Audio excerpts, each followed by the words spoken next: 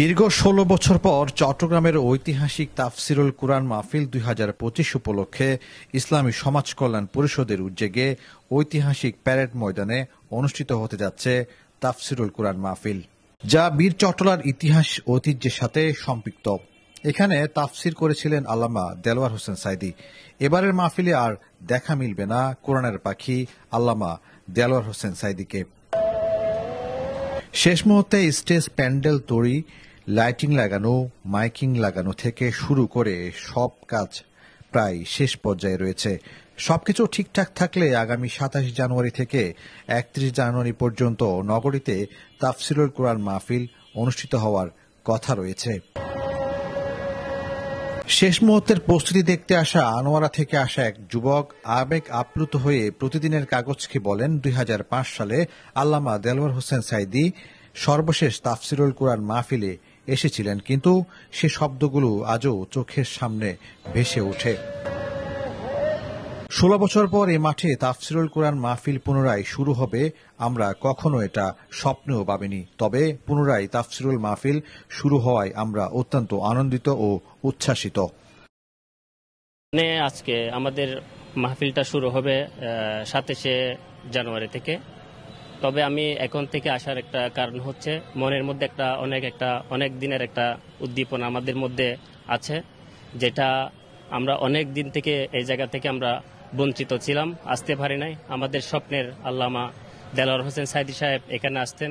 এখানে তাকে দেখে আমরা মনটাকে জোড়াতাম, অন্তরটাকে জোড়াতাম, দিনের কিছু আলোচনা ওনার থেকে শুনতাম। পথভ্রষ্ট লোকেরা আজকে ওনার থেকে অনেক কিছু পেয়ে আমরা পথের ধারে চলে আসতাম। সেই জায়গায় আজকে আমরা অনেকদিন বঞ্চিত ছিলাম।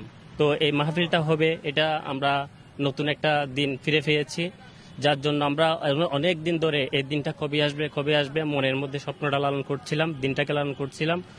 আর ৩১ তারিখে আমাদের যিনি স্বপ্নদ্রষ্টা দিনের রাহবার, যিনি ডক্টর মিজানুর রহমান আল আজহারি সাহেব, উনি আসবেন।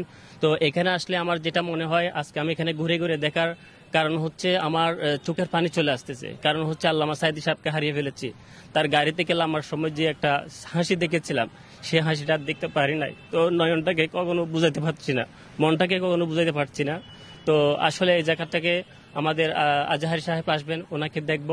তো ওনাকে দিয়ে কিছুটা হলো শূন্যতা বুক করব, এই জন্য এখানে আসা, এখানে গোড়া। ইনশাল্লাহ ২৭ তারিখ থেকে ইনশাল্লাহ আমরা ৩১ তারিখ পর্যন্ত থাকবো এবং নিরাপত্তার চাদরে সবাইকে ডেকে রাখবো।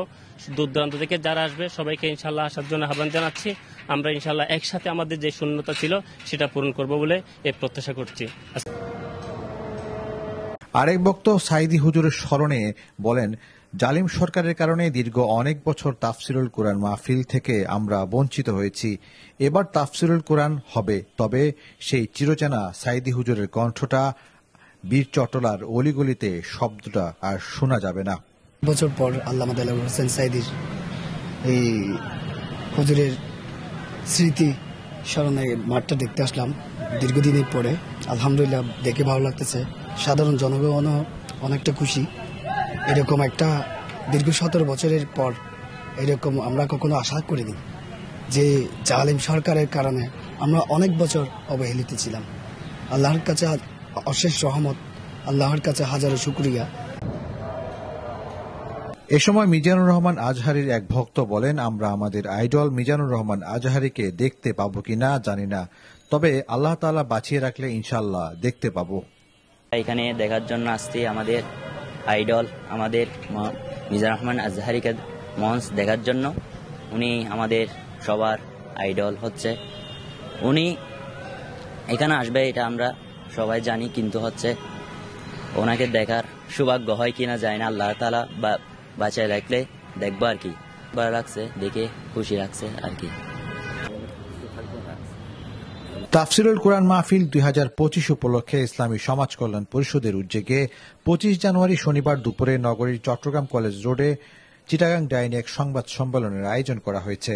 সংবাদ সম্মেলনে লিখিত বক্তব্য পাঠ করেন ইসলামী সমাজ কল্যাণ পরিষদের চট্টগ্রামের সভাপতি অধ্যক্ষ মোহাম্মদ তাহের। তিনি বলেন, তাফসির এন্তেজামিয়া কমিটি ও ১৯টি সাব কমিটি নিরলসভাবে কাজ করে যাচ্ছে। আমাদের প্রস্তুতির কাজ প্রায় শেষ পর্যায়ে। আশা করছি মাহফিলে বিপুল শ্রোতার সমাবেশ ঘটবে। এবার মূল প্যান্ডেলে মহিলা প্যান্ডেল থাকবে না। মেহমান ও দর্শক শ্রোতাদের মৌলিক চাহিদা পূরণের সহায়তায় প্রয়োজনীয় স্টল সহ প্রায় 10,000-এর বেশি স্বেচ্ছাসেবকগণ মাঠের নিয়ম শৃঙ্খলা দায়িত্ব পালন করবেন। সেই সাথে আইন শৃঙ্খলা বাহিনীর সদস্যরাও নিয়োজিত থাকবেন।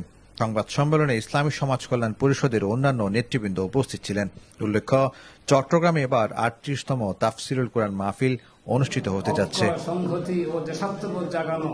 নিউজ ডেস্ক, প্রতিদিনের কাগজ, চট্টগ্রাম।